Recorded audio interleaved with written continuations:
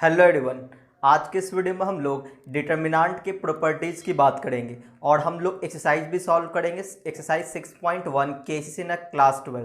तो चलिए हम लोग प्रॉपर्टीज स्टार्ट करते हैं। तो हम लोग पहले बात करते हैं पहले प्रॉपर्टीज़ की। तो हम लोग यहाँ पे देखने वाले properties of determinant. Properties of determinant.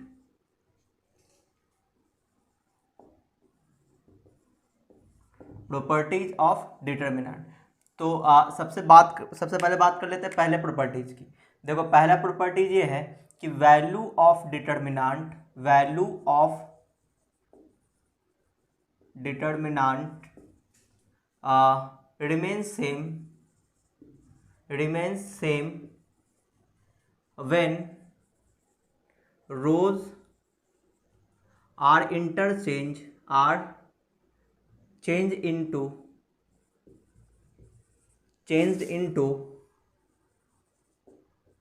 corresponding column।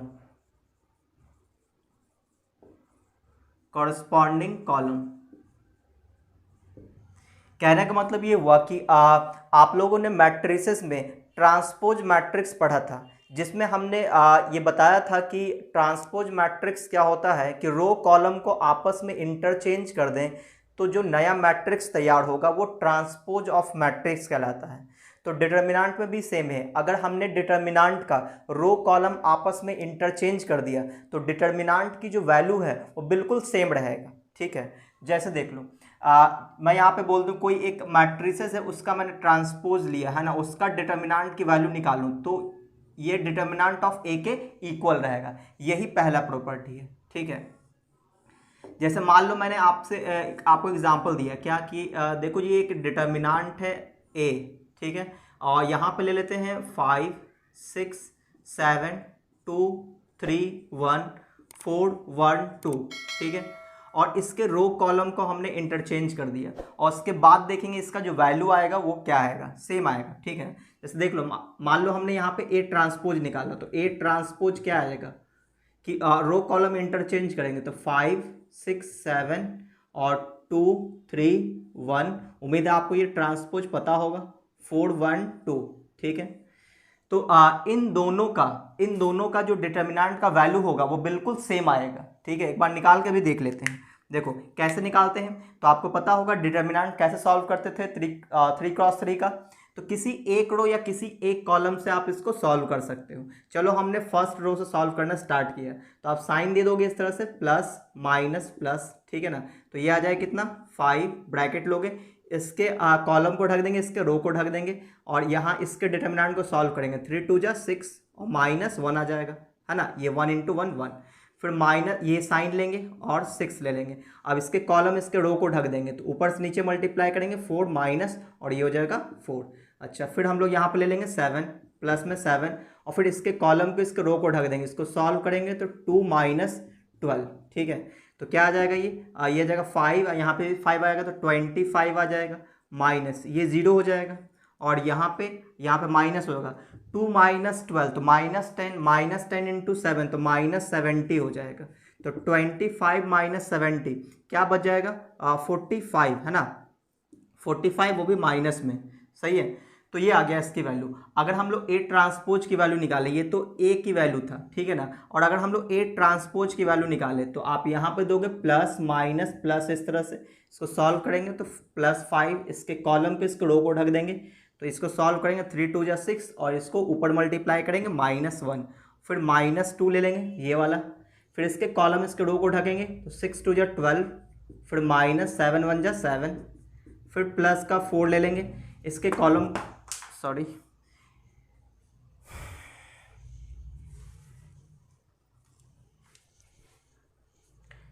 तो 4 के हम लोग कॉलम को ढक देंगे और इसके रो को ढक देंगे। क्या आ जाएगा 6 और फिर -7 3 जा 21। ठीक है, ये आ जाएगा। अच्छा, अब इसको सॉल्व करते हैं तो क्या आएगा 6 - 1 5 5 5 जा 25 और ये आ जाएगा 12 - 7 कितना हो जाएगा 5 5 2 जा 10 हो जाएगा। फिर प्लस का ये आ जाएगा 6 माइनस 21 तो कितना हो जाएगा 15 और 50 माइनस 15 बचेगा, माइनस 15 इंटू 4 तो माइनस 60 हो जाएगा, माइनस 60। ठीक है, तो यह आ जाएगा 25 माइनस 70 माइनस का 45। तो देखो दोनों का वैल्यू सेम आया, कब? जब हमने इसके रो कॉलम को इंटरचेंज कर दिया तो डिटर्मिनांट की वैल्यू जो है दोनों का सेम आया, और यही हमारा पहला प्रॉपर्टी है। ठीक है, तो आप चाहो तो इसका स्क्रीनशॉट ले लो।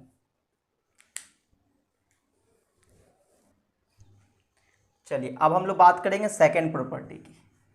तो पहला प्रॉपर्टी क्या है कि अगर कोई मैट्रिसेस आपको दिया है और उसका ट्रांसपोज है तो दोनों के डिटर्मिनांट की वैल्यू सेम आएगा, यानी कि आप डिटर्मिनांट में रो कॉलम इंटरचेंज कर दो तो कोई फर्क नहीं पड़ता, दोनों के डिटर्मिनांट की वैल्यू सेम आएगा। यही पहला प्रॉपर्टी था। अब हम लोग दूसरे प्रॉपर्टी पे बात करते हैं। ठीक है, तो दूसरा प्रॉपर्टी ये है कि किसी भी दो रो या दो कॉलम को आपस में इंटरचेंज करेंगे तो वहां पे डिटर्मिनांट का जो साइन है वो चेंज हो जाएगा। इसी बात को लिखेंगे, इफ एनी टू रोज और कॉलम, रो ले लो या फिर कॉलम ले लो, एनी टू रोज या फिर column, if any two rows और कॉलम ऑफ अ डिटर्मिनांट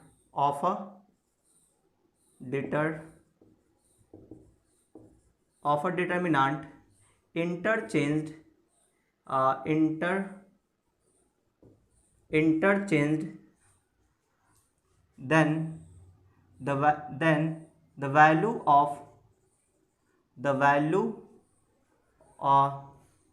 एक मिनट, यहाँ पे साइन चेंज होगा ना, इंटरचेंज, तो sign of the value of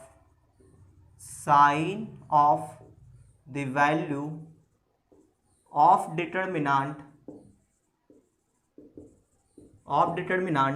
changed but its value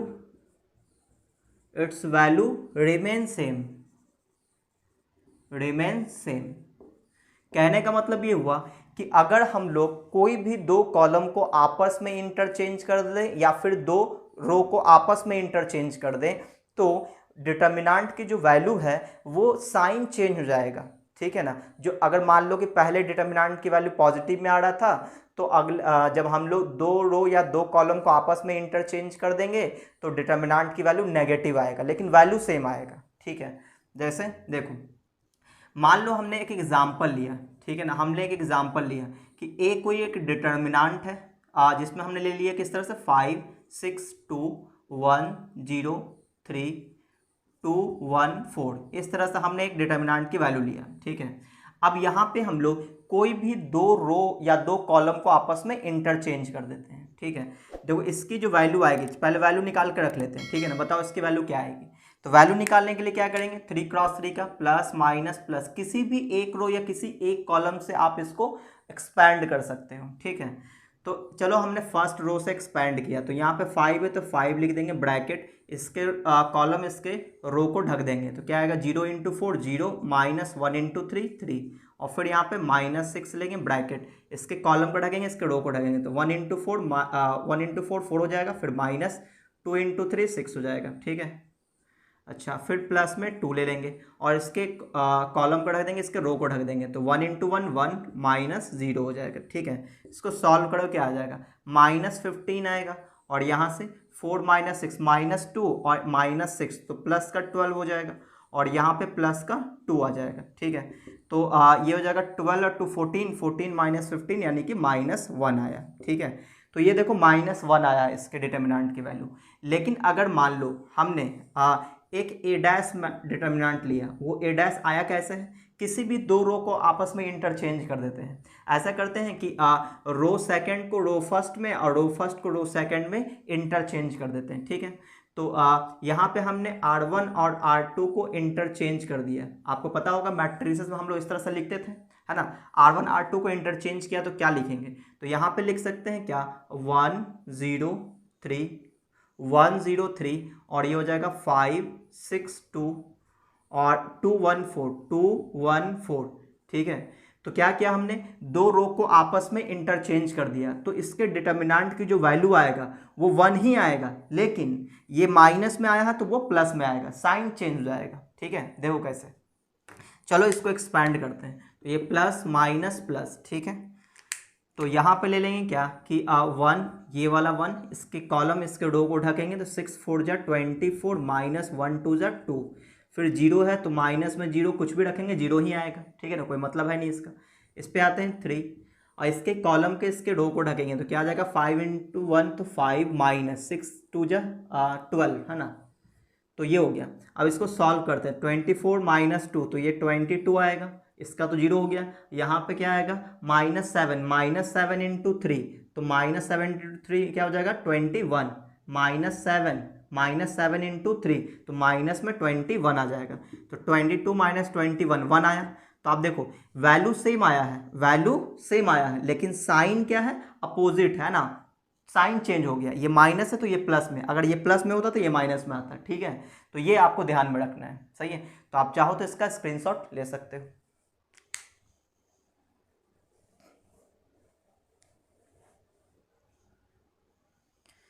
तो उम्मीद है आप लोग स्क्रीनशॉट ले चुके होंगे। तो अब हम लोग बात करेंगे तीसरे प्रॉपर्टी पे।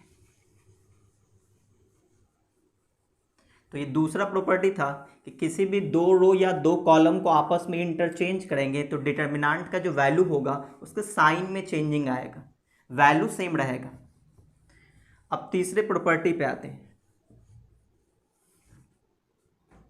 देखो तीसरा प्रॉपर्टी ये है कि अगर डिटर्मिनेंट का कोई भी दो रो या दो कॉलम अगर आइडेंटिकल हुआ, सेम हुआ, तो उस डिटर्मिनेंट की वैल्यू 0 होगा। ठीक है, इसी प्रॉपर्टी को हम लोग लिखेंगे तीसरा number, if any two rows और two column of a determinant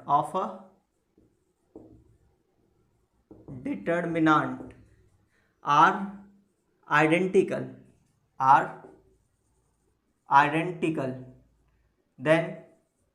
then value of determinant is 0। तो कोई भी दो रो या दो कॉलम बिल्कुल सेम हो या आइडेंटिकल हो तो हम लोग क्या बोलेंगे, उसका वैल्यू 0 आएगा। देखो जैसे मान लो कि हमने एग्जाम्पल में लिया कि ए कोई डिटर्मिनेंट है, ठीक है, 1 3 2 कर लेते हैं, 5 7 5, चलो -1 और 0 कर लेते हैं, 2 1 3 कर लेते हैं। ठीक है, ये हमारा कोई डिटर्मिनेंट है, सही है, लेकिन यहाँ पे हमने दो रो या दो कॉलम हमें आइडेंटिकल लेना था। चलो ऐसा करते हैं, ये 2 1 3, इसको भी 2 1 3 कर देते हैं, 2 1 और 3, है ना। ये रो सेकंड और रो थर्ड हमने बिल्कुल सेम ले लिया। अब इसका वैल्यू जो है कि 0 आएगा। ठीक है ना, यकीन ना हो तो आप सॉल्व करके देख लो। चलो सॉल्व करते हैं, तो प्लस माइनस प्लस, तो कैसे सॉल्व करेंगे, 1 ब्रैकेट इसके कॉलम इसके रो को ढक देंगे, तो 1 × 3 3 -3, है ना, तो ये 0 आ जाएगा। फिर -3 लेंगे ये वाला, फिर इसके कॉलम इसके रो को ढक देंगे, 2 × 3 6 -3 2 जा 6 आ जाएगा। फिर +2 और इसके कॉलम इसके रो को ढक देंगे, तो 2 और -2, तो ये सभी आ गया, ये भी 0, ये भी 0 और ये भी 0, तो कहने का मतलब 0 आंसर आ। तो हमेशा ऐसा होगा, डिटर्मिनेंट में अगर कोई दो रो या दो कॉलम बिल्कुल सेम है तो उसका आंसर हमेशा 0 आएगा। ठीक है, तो ये था हमारा प्रॉपर्टी नंबर 3। आप चाहो तो इसका स्क्रीनशॉट ले सकते हो।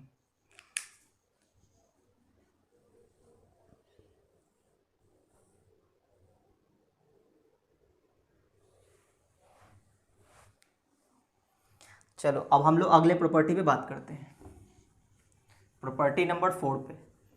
तो ये था क्या कि दो रो या दो कॉलम अगर सेम रहा डिटर्मिनेंट में तो उसकी वैल्यू हमेशा 0 आएगी। चलिए अब हम लोग अगले प्रॉपर्टी पे बात करते हैं, प्रॉपर्टी नंबर 4। देखो प्रॉपर्टी नंबर 4 में हम लोग ये देखेंगे कि अगर कोई स्केलर नंबर से, कोई स्केलर से अगर हम किसी डिटर्मिनेंट को मल्टीप्लाई करेंगे तो कैसे मल्टीप्लाई करना है, तो स्केलर मल्टीप्लिकेशन, स्केलर मल्टीप्लिकेशन। देखो scalar will be multiply, scalar will be multiplied only one row or one column। कहने का मतलब ये हुआ कि अगर किसी नंबर से आप किसी डिटर्मिनेंट को मल्टीप्लाई करते हो तो सभी एलिमेंट में मल्टीप्लाई नहीं करना है, किसी एक रो या किसी एक कॉलम में ही मल्टीप्लाई कर सकते हो, ठीक है। जबकि मैट्रिसेस में उल्टा था। मैट्रिसेस में क्या था, किसी स्केलर नंबर से अगर हम लोग मल्टीप्लाई करते थे तो मैट्रिसेस के सभी एलिमेंट में मल्टीप्लाई करना होता था। लेकिन यहाँ पे क्या है कि अगर मान लो कोई ए एक डिटर्मिनेंट है, ठीक है, मान लो ऐसा कुछ है, ए बी सी ले लेते हैं, A B C D E F G H और आई ले लेते हैं, ठीक है। तो यहाँ पे अगर हमने कोई के से मल्टीप्लाई करना, मान लो कि ये डिटर्मिनेंट ए है और हम चाहते हैं इसमें के से मल्टीप्लाई करना, तो के से मल्टीप्लाई करना हो तो यहाँ पे ऐसे लिखेंगे और A B C D E F G H और आई, ठीक है ना। तो मल्टीप्लाई जब करना होगा, ये कोई नंबर होगा, स्केलर नंबर है और ये नॉन जीरो होना चाहिए, है ना, नहीं तो सभी को जीरो कर देगा। तो अगर हम लोग कोई नॉन जीरो नंबर से स्केलर से मल्टीप्लाई किया तो ये क्या बन जाएगा, तो किसी एक रो या किसी एक कॉलम मल्टीप्लाई कर सकते हो। तो आप इस के को डिसाइड कर लो किस रो में मल्टीप्लाई करना है या फिर किस कॉलम में मल्टीप्लाई करना है, किसी एक रो या किसी एक कॉलम में ही मल्टीप्लाई कर सकते हो। चलो ऐसा करते हैं, हम सेकंड कॉलम में मल्टीप्लाई करना चाहते हैं, तो बाकी जो फर्स्ट कॉलम है बिल्कुल सेम रहेगा और ये कोई जरूरी नहीं कि आप कॉलम में ही मल्टीप्लाई करो, आप किसी एक रो में भी मल्टीप्लाई कर सकते हो। तो हमने ये सिलेक्ट किया कि कॉलम 2 में हमने मल्टीप्लाई किया, तो k इंटू ई और k इंटू एच, तो इस तरह से आप मल्टीप्लाई कर सकते हो। सिमिलरली जिस तरह से हमने मल्टीप्लाई किया है, अगर आपको मान लो कॉमन लेना हो तो कॉमन में भी वही काम करेंगे, किसी एक रो या किसी एक कॉलम से ही हम लोग कॉमन ले सकते हैं, ठीक है। जैसे मान लो कॉमन लेना हो तो इन तीनों ये जो कॉलम सेकंड है, इन तीनों में के जो है कॉमन जा रहा है, तो आप कॉमन के निकाल सकते हो, यानी किसी एक कॉलम या किसी एक रो से ही हम लोग कॉमन निकाल सकते हैं, ठीक है ना। इसका बहुत ही बढ़िया एग्जाम्पल होता है एक क्वेश्चन, कि क्वेश्चन ये है कि अगर मान लो कि डिटर्मिनेंट में k इंटू ए दिया हुआ है, सही है ना, तो आप प्रूफ कीजिए कि k to the power n determinant of A होगा, सही ना, प्रूव दैट, सही है। ये ए क्या है, कोई मैट्रिक्स है, ए क्या है, कोई मैट्रिक्स है, ठीक है ना। कैसा मैट्रिक्स है, squad matrix, obviously squad matrix होगा तभी उसका डिटर्मिनेंट हम लोग निकाल पाएंगे। तो आप देखो, अगर कोई ए मैट्रिक्स है, ए कोई मैट्रिक्स है, तो आप किसी भी ऑर्डर का ले लो। चलो हम ये प्रूफ कर रहे हैं तो एक छोटा सा ऑर्डर ले लेते हैं 2x2 का। तो ए एक मैट्रिक्स ले लेते हैं जिसमें ले लेते हैं A B C and D, ठीक है। अब चलो इसका हम लोग डिटर्मिनेंट निकालते हैं, तो डिटर्मिनेंट निकालेंगे तो क्या आ जाएगा, A B C and D, ये इसका डिटर्मिनेंट हुआ, ठीक है। अच्छा अब देखो, अगर मान लो हमने k इंटू ए निकाला, तो k इंटू ए, तो ये देखो a क्या है, कोई मैट्रिक्स है, तो a क्या है, ये वाला मैट्रिक्स है, a b c and d। तो यहाँ पे k जो मल्टीप्लाई करेंगे तो मैट्रिसेस में क्या होता है कि सभी एलिमेंट में मल्टीप्लाई करना होता है। तो यहाँ पे आप क्या करोगे, सभी एलिमेंट में मल्टीप्लाई करोगे क्योंकि ये मैट्रिक्स, और k इंटू डी इस तरह से, ठीक है। तो k इंटू ए हो गया। अब यहाँ पे आप क्या करो कि इसका डिटर्मिनेंट लो, चूंकि डिटर्मिनेंट ऑफ k है तो यहाँ पे k और a का डिटर्मिनेंट लो, ठीक है। तो देखो यहाँ पे आ जाएगा k, ये तो ये k a का डिटर्मिनेंट लेना है, ठीक है। तो देखो इसका डिटर्मिनेंट निकालेंगे, ये k a है और इसका डिटर्मिनेंट लेना है, यानी मैट्रिसेस हटाएंगे और डिटर्मिनेंट का साइन लगाएंगे, ठीक है, और k इंटू डी इस तरह से, ये डिटर्मिनेंट में आ गया। अब आप बताओ कि यहाँ पे ये डिटर्मिनेंट है, तो यहाँ पे आप देखो ये k कॉमन है, यहाँ भी k कॉमन है, तो आप किसी एक रो या किसी एक कॉलम से कॉमन ले सकते हो। तो अगर हमने फर्स्ट रो से कॉमन लिया तो k कॉमन आएगा, फिर सेकेंड रो से कॉमन लेंगे तो फिर इनटू में k आएगा, है ना। तो क्या बच जाएगा, a b c and d। तो आप देखोगे यहाँ पे क्या आया, k स्क्वायर आया, a b c and d। तो k स्क्वायर कब आया, k स्क्वायर तब आया जब हमने मैट्रिसेस लिया था 2x2 ऑर्डर का, यानी सेकंड ऑर्डर का, है ना, सेकंड ऑर्डर का हमने ये मैट्रिक्स लिया था। तो यहाँ पे जो k इंटू ए का जो डिटर्मिनेंट आया, k पे स्क्वायर और ये डिटर्मिनेंट आया, तो इसको हम बोल सकते हैं k स्क्वायर और a बोल सकते हैं, ठीक है। हमने यहाँ पे ए लिया था सेकेंड ऑर्डर का, तो सोचो अगर ए यहाँ पे एन ऑर्डर का हुआ तो यहाँ पे के पावर एन आ जाएगा, ठीक है। तो ये आपको ध्यान में रखना है, सही है ना। तो ये ऑब्जेक्टिव क्वेश्चन पूछा जा चुका है, ये बिहार बोर्ड में पूछा जा चुका है और सीबीएसई में पूछा जा सकता है, या प्रूफ करने के लिए भी आ सकता है, ठीक है। तो आप फटाफट से इसका स्क्रीनशॉट ले लो।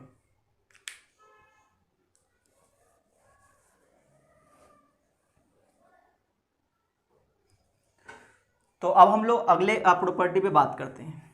तो ये था प्रॉपर्टी नंबर 4। अब हम लोग बात करेंगे प्रॉपर्टी नंबर 5 की। देखो अगर डिटर्मिनेंट में ऐड करना हो तो कैसे ऐड करेंगे, है ना, इस पे बात करेंगे। मल्टीप्लाई हमने देख लिया, ये क्वेश्चन भी हमने देख लिया। अब देखो हमें अगर एडिंग पढ़ना हो तो ये प्रॉपर्टी नंबर शायद 5 है। तो अगर हमें ऐड करना हो तो कैसे ऐड करेंगे, इस पे बात करते हैं, ठीक है। देखो एडिंग डिटर्मिनेंट्स, देखो डिटर्मिनेंट्स में हम लोग ऐड कैसे करते हैं और कब करते हैं, ये इंपॉर्टेंट है। देखो हमने एक डिटर्मिनेंट लिया, ठीक है, यहाँ पे ले लेते हैं A1 B1 C1 A2 B2 C2 A3 B3 C3, ठीक है। और प्लस ले लेते हैं एक और डिटर्मिनेंट, यहाँ पे ले लेते हैं α1 α2 α3, और ये दो रो को बिल्कुल सेम रखते हैं, A2 B2 C2 A3 B3 C3। पहली बात तो ये कि दो डिटर्मिनेंट को हम तभी ऐड कर सकते हैं जब दो रो, कोई भी दो रो या दो कॉलम बिल्कुल क्या हो, दोनों का सेम हो। मैं ये नहीं कह रहा कि ये R2 और R3 सेम हो, नहीं, इसका R2 इसके R2 के जैसा है, इसका R3 इसके R3 के जैसा है। तो इन दोनों डिटर्मिनेंट में दो रो बिल्कुल सेम है, तब इसको हम लोग ऐड कर सकते हैं। और इसी तरह से सिर्फ यही दो रो नहीं, अगर मान लो कि फर्स्ट टू रो अगर सेम है, इसका फर्स्ट टू रो सेम है, तो भी आप ऐड कर सकते हो। या फिर कोई भी दो कॉलम इसका सेम है और तीसरा कॉलम सेम नहीं है, तो भी आप ऐड कर सकते हो। पहली बात तो ये चीज़ समझ में आ गया, ऐड कब करना है। अब ऐड करना कैसे है, अगर ये चीज़ें हो जाए कि दोनों का दो रो या दो कॉलम सेम हो, तो ऐड कैसे करना है। तो आप देखो जो दो रो या दो कॉलम है उसको आप डायरेक्ट एज इट इज़ लिख दोगे, ठीक है। तो यहाँ पे आप देखो दो रो इस दोनों का सेम है, तो इसलिए हम दोनों को ऐड कर पाएंगे। देखो इसका ये दो रो, एक रो ये, इसका ये रो बिल्कुल सेम है, इसका ये रो और इसका ये रो बिल्कुल सेम है, इसलिए हम इन दोनों डिटर्मिनेंट को ऐड कर सकते हैं, ठीक है। जबकि मैट्रिसेस में उल्टा था, यहाँ पे क्या था, मैट्रिसेस में क्या था कि कॉरेस्पॉन्डिंग एलिमेंट को ऐड करके लिखते थे, किसमें, मैट्रिसेस में, और सभी कॉरेस्पॉन्डिंग एलिमेंट को ऐड करते थे। लेकिन यहाँ पे क्या है डिटर्मिनेंट में कि कोई भी दो रो या दो कॉलम दोनों का अगर सेम रहेगा तभी आप ऐड कर सकते हो तीसरे वाले का।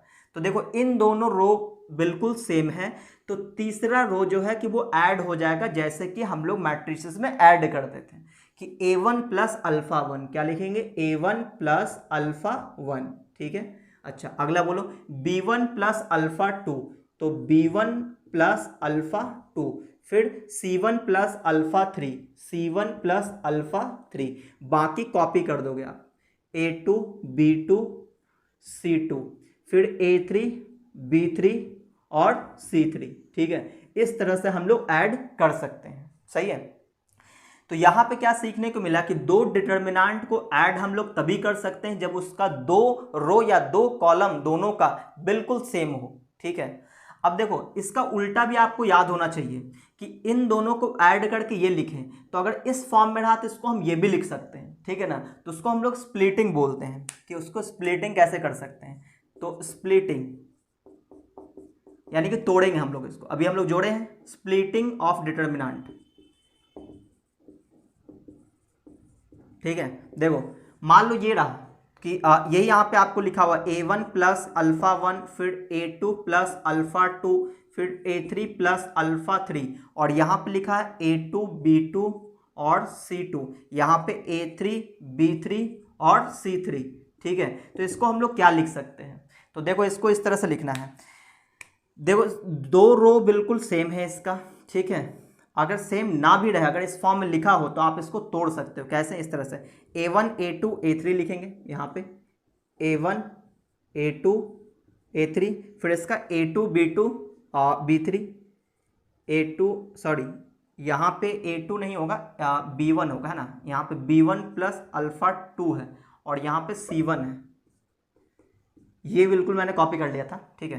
तो यहाँ पे आ जाएगा A1 A2 A3, यहाँ पे B1 B2 B3, B1 B2 और B3, और यहाँ से C1 C2 C3, C1 C2 C3, फिर बीच में प्लस और फिर एक डिटर्मिनेंट देंगे और यहाँ पे अल्फा 1 A2 A3 लेंगे। देखो अभी हमने A1 A2 A3 लिया था, अब लेंगे alpha 1 A2 A3, alpha 1 A2 A3, ठीक है। फिर यहाँ से alpha 2 B2 B3, alpha 2 B2 और B3, फिर अगला लेंगे alpha 3 C2 C3, alpha 3 C2 और C3। इस तरह से हम लोग स्प्लिट कर सकते हैं। इस तरह से कोई अगर डिटर्मिनेंट दिया हो तो आप इस तरह से इसको तोड़ सकते हो, ठीक है। ये भी एक प्रॉपर्टी है, तो आप इसको इसका स्क्रीनशॉट ले लो।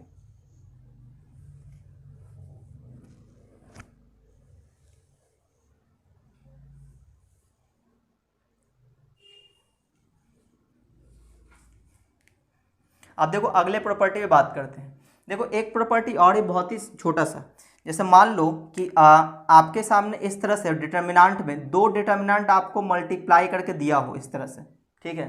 तो आप इसको अलग अलग डिटर्मिनेंट इस तरह से लिख सकते हो, ठीक है। आप चाहो तो इसका एग्जाम्पल देख सकते हो।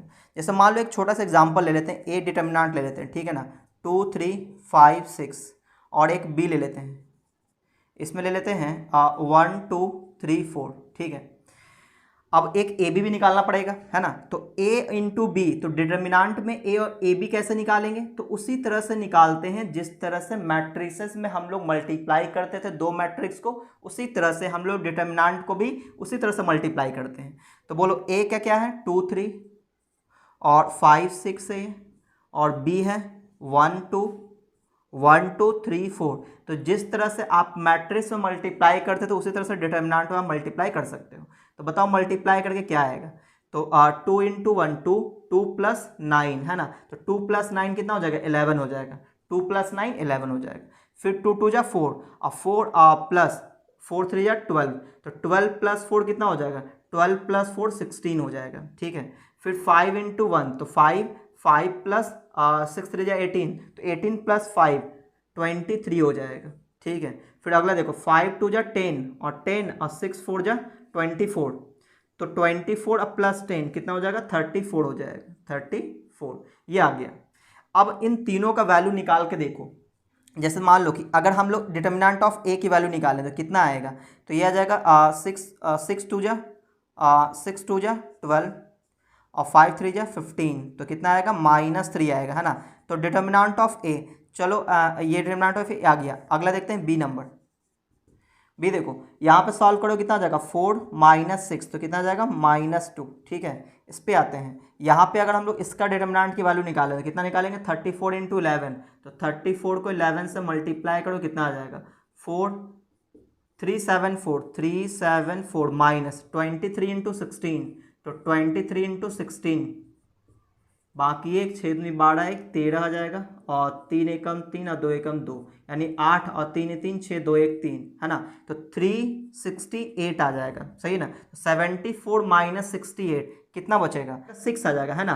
तो वैल्यू आ गया 6। तो आप देखो ये जो 6 आया है वो कैसे आया है? तो ए और बी को जब हमने मल्टीप्लाई किया है तो वैल्यू 6 आया है। यहाँ भी देखो इन दोनों को आप मल्टीप्लाई करोगे तो -3 इंटू -2 6 आ जाएगा।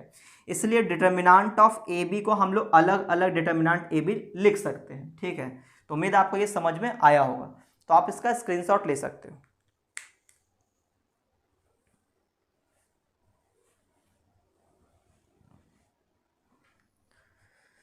चलिए अब हम लोग लास्ट प्रॉपर्टीज की बात कर लेते हैं। अब देखो, अब अगर मान लो कि हमने लास्ट प्रॉपर्टी की बात कर ले, ये शायद प्रॉपर्टी नंबर 8 होगा, कि एलिमेंट्री ट्रांसफॉर्मेशन,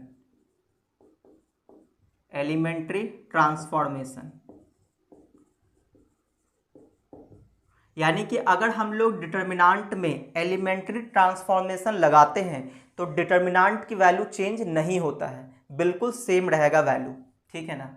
यहाँ पे लिखते हैं if we apply elementary transformation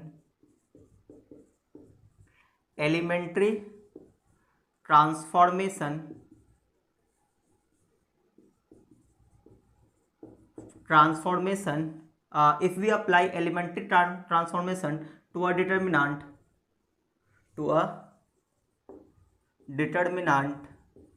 then value of determinant remains same रहेगा बिल्कुल, ठीक है ना। कोई भी आप ऑपरेशन उसमें लगा दो, कोई भी एलिमेंट्री ट्रांसफॉर्मेशन, जैसे मान लो आप R1 में चेंजिंग करते हो क्या कि R1 plus KR2 plus MR3 ये लगा दो, या फिर या आप तो आप रो ऑपरेशन लगा दो या तो कॉलम, कोई फर्क नहीं पड़ता, ये सेम रहेगा। C1 प्लस MC2 और प्लस KC3, है ना। आप इस तरह से कोई भी एलिमेंट्री ऑपरेशन लगा दो, या तो रो ऑपरेशन या तो कॉलम, तो डिटर्मिनेंट की वैल्यू में कोई चेंजिंग नहीं आएगा। जैसे देखो, अब एक चीज़ ये ध्यान रखना है कि जब आप ऑपरेशन लगा रहे होगे, जैसे मान लो कि आप R1 में चेंजिंग कर रहे हो, ठीक है ना। क्या चेंजिंग कर रहे हो कि R1 और माइनस 3R2, तो आप ऐसा कर सकते हो, ठीक है। जैसे मान लो कि आप R3 में चेंज करना चाहते हो कि R3 minus 2R3 plus 2R1 और माइनस 3R2, तो आप ऐसा कर सकते हो। बस ध्यान रहे कि जिस पे आप चेंजिंग कर रहे हो, ठीक है ना, स्टार्ट वहीं से होना चाहिए यहाँ पे, और इसका कॉफिशिएंट 1 होना चाहिए, आप ऐसा नहीं कर सकते कि मान लो R2 में आप चेंजिंग कर लें 2R2 माइनस R1, ठीक है, तो आप ऐसा नहीं कर सकते, क्योंकि यहाँ पे R2 था तो R2 से ही स्टार्ट होना चाहिए था, यहाँ पे कॉफिशिएंट 1 होना चाहिए था, ठीक है।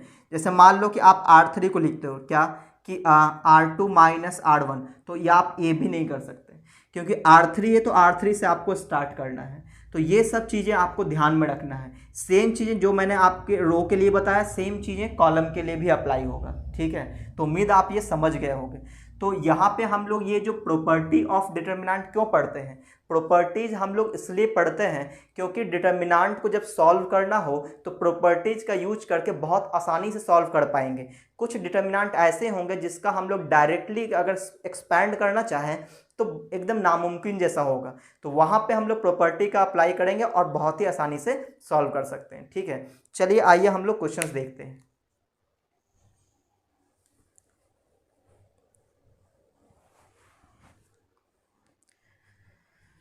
तो अब हम लोग बात करेंगे एक्सरसाइज की, एक्सरसाइज 6.1 केसीसी ना क्लास 12th। तो पिछले वीडियो तक हम लोगों ने क्वेश्चन नंबर 3 तक कंप्लीट किया था, जिसमें मैंने आपको 2x2 और 3x3 डिटर्मिनेंट को एक्सपैंड करने का तरीका बताया था, और हम लोग ये भी देखे थे कोफैक्टर क्या है, माइनर क्या है, ठीक है। तो एक बार हम लोग उसको भी देख लेते हैं कि क्या क्या हम लोग पिछले क्लास में किस तरह से हम लोग 3x3 डिटर्मिनेंट को हमने एक्सपैंड किया था, ठीक है। जैसे देखो यहाँ पे क्वेश्चन नंबर 4 स्टार्ट करते हैं। क्वेश्चन नंबर 4, यहाँ पे लिखा हुआ एक डिटर्मिनेंट है, इसका हेडलाइन है इवैल्यूएट द फॉलोइंग, डिटर्मिनेंट को सॉल्व करना है, ठीक है। तो 157 157 672 672 और 123 123, ठीक है। तो 3x3 डिटर्मिनेंट को सॉल्व करने के लिए आपको कोफैक्टर और माइनर का आइडिया होना चाहिए, ठीक है। देखो अभी मैं आपको कोफैक्टर माइनर का थोड़ा सा आइडिया दे देता हूं, उसके बाद हम लोग क्वेश्चन सॉल्व करेंगे प्रॉपर्टीज के द्वारा। तो देखो मान लो पहले हमने इसको ए मान लिया, कोई डिटर्मिनेंट ए मान लिया, और हमें एक्सपैंड करना है, इसका वैल्यू निकालना है। कैसे निकालेंगे, तो आप पहले डिसाइड करोगे किस रो से या किस कॉलम से आप इसको एक्सपैंड करना चाहते हो। तो आप किसी भी रो या किसी भी कॉलम से एक्सपैंड कर सकते हो, ठीक है। जैसे देख लो हमने मान लिया कि R1 से एक्सपैंड करना है, तो R1 पे जो है, R1 पे क्या करेंगे कि इस तरह से आप प्लस माइनस प्लस ले सकते हो। अब आप बोलोगे प्लस माइनस प्लस क्यों लेते थे, क्योंकि जब हम लोग माइनर इसका निकाल रहे होते हैं तो जो पहला वाला एलिमेंट है वो कहलाता है A11, ठीक है ना। और आपको पता है कि कोफैक्टर का जो फार्मूला होता है वो -1 to the power i plus j into M of i j होता है। ये माइनर को बता रहा होता है, ये कोफैक्टर को बता रहा होता है। और हमारा जो 3x3 का डिटर्मिनेंट होता है उसका सॉल्व करने का फार्मूला क्या होता है कि A11 और C11 plus A12 C12 plus A13 और C13।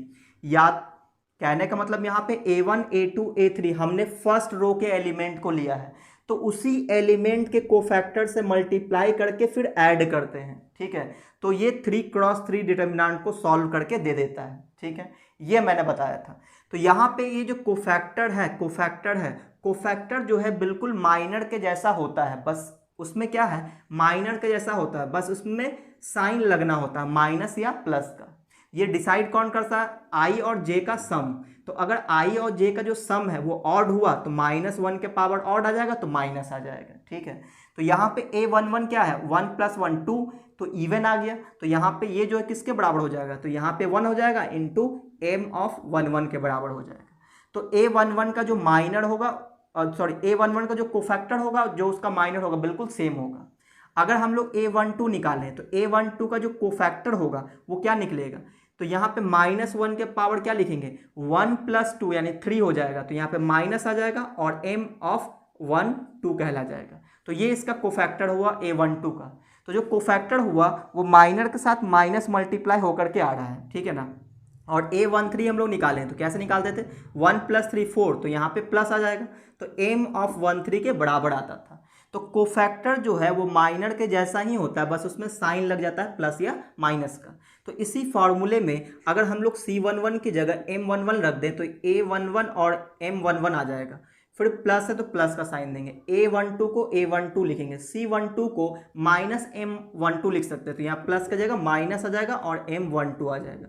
फिर प्लस यहाँ पे क्या आ जाएगा, C13 है तो 13 की जगह M13 लिख सकते हैं, सही है ना। तो M13, तो आप देखो ये प्लस में आया, माइनस में आया, प्लस में आया, ठीक है ना। इसीलिए हम यहाँ पे प्लस माइनस प्लस देते हैं, ठीक है। और इसी तरह से सभी एलिमेंट का ऑल्टरनेट साइन चलता है, यहाँ plus minus plus minus plus minus plus minus plus minus, इस तरह से किसी भी रो या किसी भी कॉलम से आप एक्सपेंड कर सकते हो, ठीक है। चलिए, तो उम्मीद है आपको ये समझ में आया गया होगा कि प्लस माइनस क्यों देते हैं। तो अब हम यहाँ पे डायरेक्ट इसको सॉल्व करते हैं, ठीक है। देखो तो क्या लिखेंगे हम लोग इस तरह से, ये +1 है तो 1 लेंगे, ब्रैकेट लेंगे, इसके कॉलम के इसको रो को ढकेंगे, कितना आ जाएगा, 7 3 = 21 -2 2 = 4, फिर -5 लेंगे, ठीक है। और इसके कॉलम के इसको रो को ढकेंगे, 6 3 = 18 और -1 2 = 2, फिर प्लस का 7, इसके कॉलम को ढकेंगे, इसके रो को ढकेंगे, कितना आ जाएगा, 6 2 = 12 -7, ठीक है ना। इस तरह से हम लोग सॉल्व कर देंगे। 21 - 4 कितना हो जाएगा, 17, है ना। और -18 - 2 16, और 16 × 5 तो 16 पंचे कितना होता है, 80 होता है ना। तो 16 5 = 80 हो जाएगा। फिर प्लस में 12 - 7 5 और 7 5 35 यानी 35 आ जाएगा। 17 + 35 कितना होगा, 7 5 12 के 2 बचा 1 और 3 1 4 1 5, 52 - 80 आ जाएगा। 52 - 80 क्या बच जाएगा, माइनस का 28 आ जाएगा, है ना। 5 1 6 2 8, बिल्कुल सही है। तो ये इसका आंसर हो जाएगा। तो आप इस तरह से सॉल्व कर सकते हो, या फिर आप इसको में प्रॉपर्टी भी अप्लाई कर सकते हो। देखो अब अगला क्वेश्चन पे आते हैं। ये 4 का फर्स्ट नंबर था, 4 का फर्स्ट नंबर। चलो कुछ क्वेश्चन मैं आपको प्रॉपर्टी लगा के सॉल्व करके दिखाता हूँ। देखो हमारा क्वेश्चन नंबर सेकंड क्या है, यहाँ पे 1 का स्क्वायर लिखा है, 1 का स्क्वायर, 2 का स्क्वायर, 3 का स्क्वायर और 2 स्क्वायर, 3 स्क्वायर, 4 स्क्वायर और फिर 3 स्क्वायर, 4 स्क्वायर, 5 स्क्वायर, 3 स्क्वायर, 4 का स्क्वायर और 5 का स्क्वायर, इस तरह से, ठीक है। तो यहाँ देखो, यहाँ पे क्या है कि सब पे स्क्वायर है तो ये नंबर थोड़ा ज़्यादा बड़ा हो जाएगा, तो इस पर आप प्रॉपर्टी लगा के थोड़ा सिंपल कर दो, ठीक है।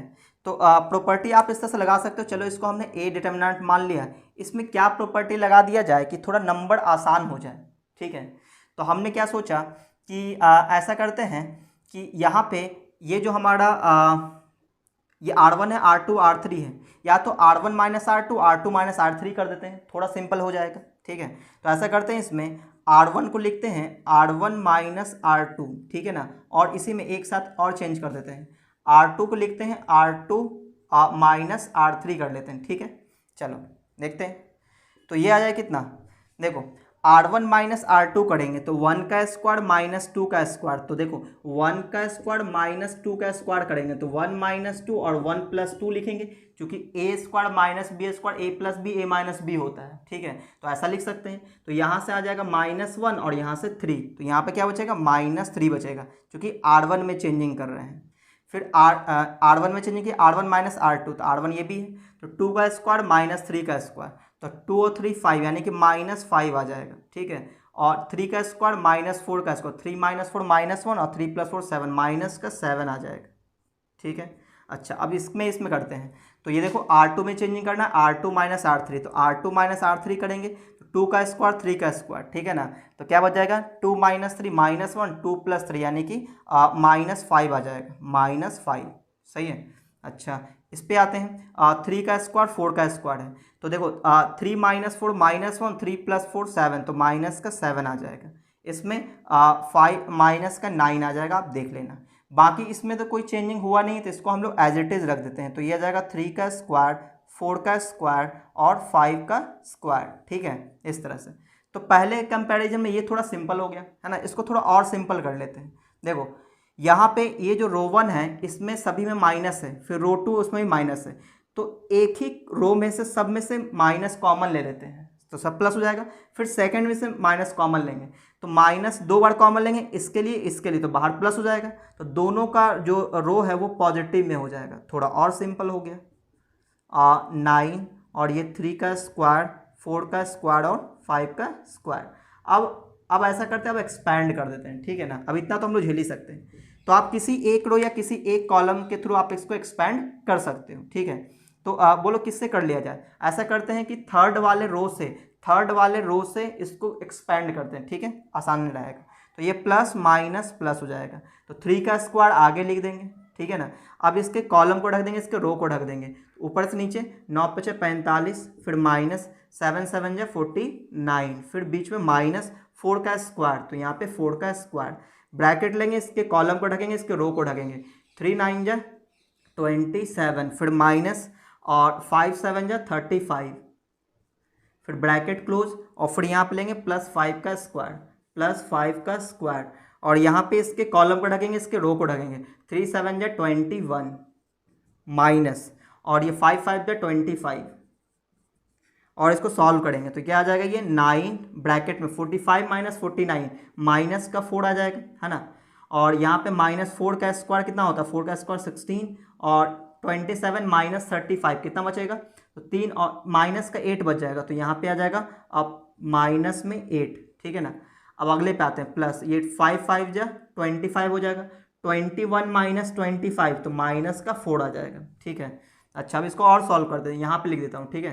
देखो 9 × 4 = 36, तो माइनस 36 आ जाएगा, 16 8 तो ये माइनस माइनस प्लस हो जाएगा, 8 × 6 = 48 का 8, बाकी 4 128 हो जाएगा, है ना। और फिर माइनस में 25 4 = 100, तो ये आ जाएगा 128 प्लस में, और ये दोनों मिलके -136, तो क्या बच जाएगा सोचो, 128 माइनस 136, तो कितना बचेगा, 2 और 6 2 8, माइनस का 8 आएगा, है ना, तो माइनस का 8 इसका आंसर होगा, ठीक है। चलिए एक बार चेक कर लेते हैं कि क्या हमारा कैलकुलेशन सही है। तो 4 का ये दूसरा नंबर था, -8 बिल्कुल सही है ना। तो आप चाहो तो इसका फटाफट से स्क्रीनशॉट ले लो।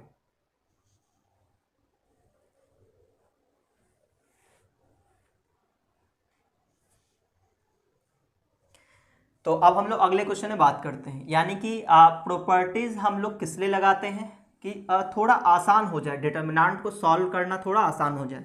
कुछ क्वेश्चंस तो ऐसा होगा कि जिसको आप डायरेक्टली सॉल्व कर भी नहीं पाओगे, एकदम इम्पॉसिबल हो जाएगा, बहुत ज़्यादा टाइम लगेगा। तो ऐसे केस में कौन काम देगा, प्रॉपर्टी।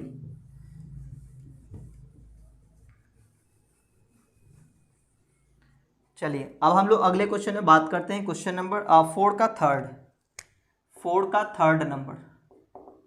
तो इसको तो आप भी सॉल्व कर सकते हो, इसमें लिखा है AHG HBF GFC, GF और C। तो इसको आप भी सॉल्व कर सकते हो। इसको डिटर्मिनेंट A मान लो, किसी एक रो या किसी एक कॉलम से यहाँ पे हम लोग एक्सपैंड कर देंगे। यहाँ पे हमने फर्स्ट रो से एक्सपैंड किया, तो यहाँ पे क्या लिखेंगे, A ब्रैकेट में से कॉलम इसको रो को ढकेंगे तो ये हो जाएगा BC माइनस एफ स्क्वायर हो जाएगा, है ना। फिर माइनस H, और इसके कॉलम के इसको रो को ढकेंगे तो HC और माइनस क्या आ जाएगा, GF हो जाएगा, है ना, GF। इसके कॉलम इसके रो को ढका था हमने। अब ये आ जाएगा प्लस में G, इसके कॉलम इसके रो को ढकेंगे तो HF माइनस BG या JB बोल लो, एक ही बात है। अब इसको सॉल्व कर दो, कितना आ जाएगा, ABC minus AF square minus H square C minus minus plus GHF हो जाएगा, और प्लस में GHF और माइनस में BG स्क्वायर। तो देखो यहाँ पे ABC है तो इसको ABC लिख देते हैं। यहाँ पे देखो GHF दो बार है तो 2GHF लिख सकते हैं। बाकी तो ये है AF स्क्वायर और ये BG square minus CH square. तो ये इसका आंसर हो गया।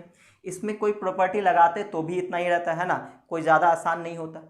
चलिए अगले क्वेश्चन में बात करते हैं। देखो क्वेश्चन नंबर 4 में यहाँ आप प्रॉपर्टी लगाओगे तो ये आसान हो जाएगा। जैसे क्वेश्चन नंबर 4 में क्या है, 43 है और 35 है और ये 17 है, ठीक है, और 321 9 है, 321 और 9 है, और अगला 642। तो देखो यहाँ पे क्या है कि ये बड़ा नंबर है ना, ये हमारा एक बड़ा नंबर है। इसको सॉल्व करेंगे थोड़ा सा मल्टीप्लाई वगैरह ज़्यादा करना पड़ेगा, तो क्यों ना इसको कम कर दिया जाए। कम कैसे होगा इस पे बात करते हैं। देखो इसमें बहुत कम है, तो ऐसा करते हैं कि इसमें से कुछ मल्टीप्लाई करके इसमें से घटा देंगे तो ये थोड़ा आसान हो जाएगा।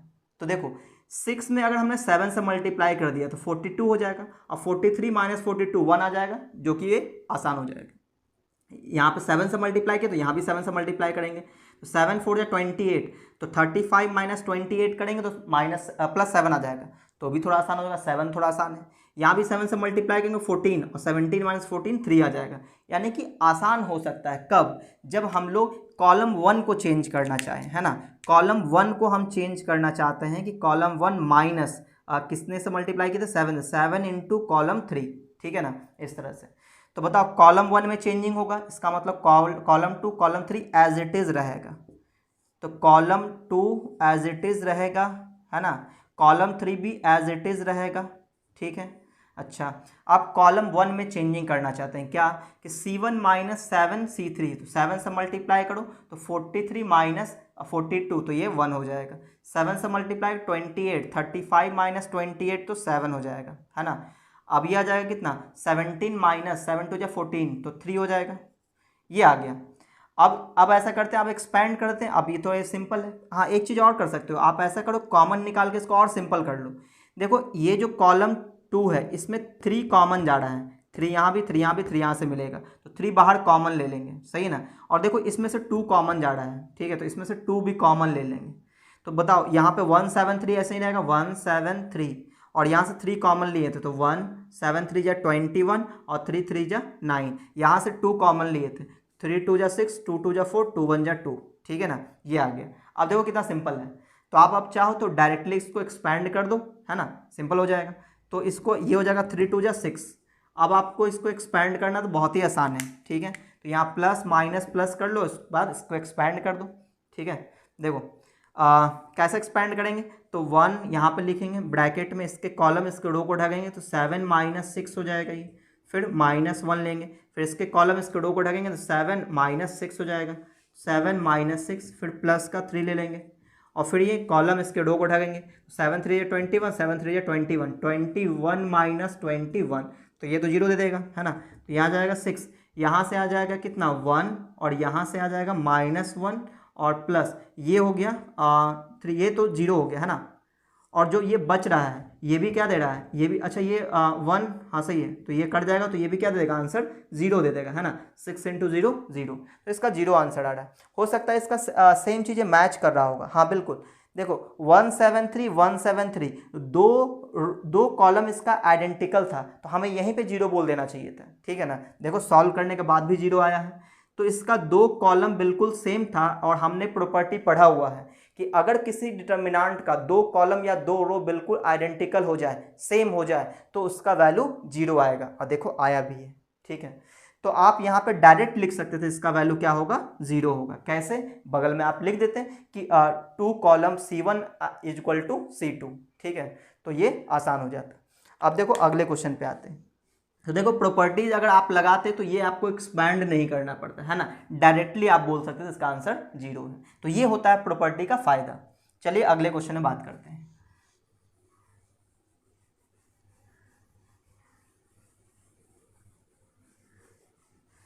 ये तो अभी बहुत ही सिंपल क्वेश्चन आ रहा है ना। जब ये प्रूफ वाला क्वेश्चन आएगा तो उसमें आप प्रॉपर्टी लगाओगे, देखोगे कितना आसान हो जाएगा। तो ये हमने फोर्थ का 4 नंबर किया है, सॉरी 6 नंबर किया था, है ना। इसी तरह से बहुत सारा क्वेश्चन है, ये आप कर सकते हो। तो यहाँ पे ऐसा करते हैं, इसका 12 नंबर क्वेश्चन करते हैं, 4 का 12 नंबर। बाकी जो क्वेश्चन बहुत ही आसान है, इसी तरह से आप प्रॉपर्टी लगा के इसको एक्सपैंड करके बना लेना, ठीक है। मान लो अगर फिर भी आपसे ना बने तो आप मुझे इंस्टाग्राम पे क्वेश्चन सेंड करना, मेरे इंस्टाग्राम के लिंक आपको डिस्क्रिप्शन बॉक्स में मिल जाएगा। देखो 12 नंबर क्या है, यहाँ पे लिखा इफ ए एक मैट्रिक्स दिया हुआ है, वो मैट्रिक्स क्या है, 2 1 माइनस 2, 2 1 माइनस 2, सॉरी 1 1 माइनस 2, 1 1 और माइनस 2, और क्या दिया है 2 1 माइनस 3, 2 1 माइनस 3, और 5 4 माइनस 9, 5 4 माइनस 9, और इसके डिटर्मिनेंट की वैल्यू निकालना है। बोलता है फाइंड डिटर्मिनेंट ऑफ ए। तो इसका मतलब ये हुआ कि डिटर्मिनेंट ऑफ ए निकालने का मतलब क्या हुआ कि मैट्रिक्स हटाओ, यहाँ पे डिटर्मिनेंट का साइन लगाओ, और इसको या तो आप एक्सपैंड कर लो या तो प्रॉपर्टीज लगा के एक्सपैंड कर लो, जैसे आप करना चाहो, ठीक है। तो बताओ क्या किया जाना चाहिए, है ना। डायरेक्टली एक्सपैंड भी कर देंगे, कोई दिक्कत नहीं, बहुत ही छोटा सा नंबर है। तो छोटा सा नंबर है, आप चाहो तो डायरेक्टली एक्सपैंड कर लो, प्लस माइनस प्लस, ठीक है। तो ये आ जाएगा 1, इसका कॉलम इसका रो ढक दो, तो कितना आ जाएगा -9, और ये हो जाएगा आप प्लस का 4 12 हो जाएगा, है ना। फिर -1, इसके कॉलम इसको रो को ढक दो, तो माइनस का 18 और प्लस का 15 हो जाएगा। फिर हो जाएगा -2 प्लस माइनस -2 हो जाएगा, इसके कॉलम इसके रो को ढक दो, कितना हो जाएगा 4 2 8 और -5, ठीक है। तो ये आ जाएगा कितना -9 प्लस 12, तो ये हो जाएगा 3 माइनस, यहाँ पे क्या आ जाएगा -3 और माइनस माइनस प्लस 3 हो जाएगा, और माइनस यहाँ बचेगा 3 3 2 6 हो जाएगा। तो यहाँ पे 6 - 6 वैल्यू आ गया 0। तो अब सोचो ये 0 आया है ना। तो यहाँ पे कोई खास बात तो था नहीं, लेकिन फिर भी 0 आया, तो ये इसका एक कोइंसिडेंस आप कह सकते हो, ठीक है। चलिए तो आप इसका स्क्रीनशॉट लेते जाओ, है ना, ज़रूरत है तो। चलिए अब अगले क्वेश्चन में बात करते हैं, यानी क्वेश्चन नंबर 13 पे। आप इसमें प्रॉपर्टी भी लगा के बना सकते हो, कोई बड़ी बात नहीं है। चलिए if A is equal to, चलो एक क्वेश्चन में आपको प्रॉपर्टी लगा के दिखाता हूँ, 1 0 -1, ठीक है, 0 1 एंड 2, 0 0 4, 0 0 4। अब देखो यहाँ पे ये एक मैट्रिक्स है, और सो दैट हमें ये प्रूफ करना है कि सो दैट कि determinant of 3a is equal to 27 into determinant of a, ठीक है। तो यहाँ पे ये हमें प्रूफ करना है, तो ये कोई बड़ी बात तो है नहीं, ये तो आसानी से प्रूफ हो जाएगा। पहले ऐसा करते हैं, डिटर्मिनेंट ऑफ a निकाल लेते हैं, फिर 3 ऑफ a निकालेंगे, ठीक है। या फिर ऐसा करो पहले 3a निकाल लो, चलो बताओ 3a कितना आएगा। तो 3 से इसमें मल्टीप्लाई करेंगे, है ना, इस मैट्रिक्स में मल्टीप्लाई करेंगे। तो मैट्रिक्स में जब हम किसी स्केलर से मल्टीप्लाई करते हैं तो सभी एलिमेंट पे करना होता है। तो मल्टीप्लाई करो, ये हो जाएगा 3 0 -3, इसमें मल्टीप्लाई करो 0 3 और ये 6, इसमें मल्टीप्लाई करो 0 0 और 12 हो जाएगा, ठीक है, ऐसा। चलिए अब इसको हम लोग इसका डिटर्मिनेंट निकालेंगे, इसका डिटर्मिनेंट निकालेंगे, अब दोनों का वैल्यू बिल्कुल सेम आ जाएगा, ठीक है। चलो देखते हैं, तो यहाँ मैं सॉल्व कर देता हूँ। बोलो डिटर्मिनेंट ऑफ ए कैसे निकालेंगे। तो ये निकालना बहुत ही आसान है, तो किस रो या किस कॉलम से एक्सपैंड करें कि आसानी से बन जाए। तो देखो ऐसा लग रहा है कि देखो इस वाले कॉलम में 2 0 आ रहा है ना, तो इस वाले कॉलम से अगर एक्सपैंड करेंगे तो बहुत ही डायरेक्टली बन जाएगा। कैसे वो देखना, तो यहाँ पे आप देखो प्लस माइनस प्लस का साइन दोगे, ठीक है ना। तो 1 लोगे, 1 ब्रैकेट में, इसके कॉलम इसके रो को ढकोगे, तो 1 × 4 4 आ जाएगा, और -0 × 2 0 हो जाएगा। अब देखो ये माइनस में आप 0 लिखोगे, तो माइनस में आप 0 लिखोगे, जो भी यहाँ पे आएगा 0 बन जाएगा, और यहाँ पे 0 करोगे जो भी आ जाएगा 0 बन जाएगा, इन दोनों से। इसलिए जब अगर किसी एक कॉलम या किसी एक रो में, है ना, अगर 2 जीरो आ जाए तो उसको एक्सपैंड करना बहुत ही आसान है। जिसमें जीरो वाला नहीं है उससे आप एक्सपैंड कर दो, बन जाएगा। तो इन दोनों को कोई मतलब है नहीं तो इसको आप बिल्कुल हटा दो, है ना, इसी को सॉल्व कर दो, ये आ जाएगा 4 आ जाएगा। सही है, तो determinant of A is equal to 4 आया। अब आते हैं हम लोग डिटर्मिनेंट ऑफ 3a निकालते हैं, ठीक है ना। 3a कैसे निकलेगा, तो 3a का डिटर्मिनेंट, तो 3a ये है, इसका डिटर्मिनेंट निकालना है, तो इसके डिटर्मिनेंट निकालना है, इसका मतलब ये हुआ 3 0 माइनस 3 है, ठीक है, 0 3 6 है, 0 3 6 है, और 0 0 12 है, 0 0 12 है, ठीक है। तो यहाँ पे खास बात ये है कि ऊपर से आप ये इसमें से 3 कॉमन ले सकते हो, है ना, इसमें से भी 3 कॉमन, इसमें से 3 कॉमन ले सकते हो, तो 3 कॉमन आप ले लो तो क्या आ जाएगा, देखो इसमें से 3 कॉमन लेंगे आएगा 3, फिर इंटू, फिर इसमें से 3 कॉमन लेंगे 3, फिर इसमें से 3 कॉमन लेंगे इंटू में 3। अब यहाँ पे हमने क्या किया, सभी रो से 3 कॉमन लिया है, तो क्या क्या बच जाएगा, तो 1 0 माइनस 1, फिर 0 1, और क्या के लिए कॉमन 3, तो 2 बचेगा, फिर 0 0 और 3 कॉमन ले तो 4 बच जाएगा, ठीक है। अब आप देखो ये डिटर्मिनेंट ऑफ ए के इक्वल है ना, डिटर्मिनेंट ऑफ ए के इक्वल है, तो यहाँ पे इसका वैल्यू क्या था, इसका वैल्यू 4 था, तो यहाँ पे लिख देंगे कि 3 इंटू 3 3 जा 9, 3 जा 27, और ये डिटर्मिनेंट ऑफ ए आ गया, ठीक है। तो आप देखो कि हमने डिटर्मिनेंट ऑफ 3a लेके चला, और क्या है 27 इंटू डिटर्मिनेंट ऑफ ए, तो ये आपका समझो LHS है, और ये क्या आ गया आपका RHS, और ये हो गया प्रूव्ड, ठीक है ना। यानी कि यहाँ भी हमने प्रॉपर्टी लगा दी, आसानी से बन गया। तो आज की वीडियो को मैं यहीं पे रोकता हूँ, अगले वीडियो में हम लोग अगले क्वेश्चन पे बात करेंगे। तो जितना भी प्रॉपर्टी मैंने बताया है, इन्हीं प्रॉपर्टी का यूज करके हम लोग क्वेश्चन नंबर 5 से स्टार्ट करेंगे अगले वीडियो में। तो अगर आपको ये वीडियो अच्छा लगा तो वीडियो को लाइक कर दें, अपने दोस्तों में शेयर कर दें, और अगर आप चैनल में पहली बार आए तो चैनल को सब्सक्राइब करके बेल आइकन जरूर दबा दें, ताकि जैसे मैं कोई नया वीडियो डालूंगा आपको नोटिफिकेशन मिलता रहेगा।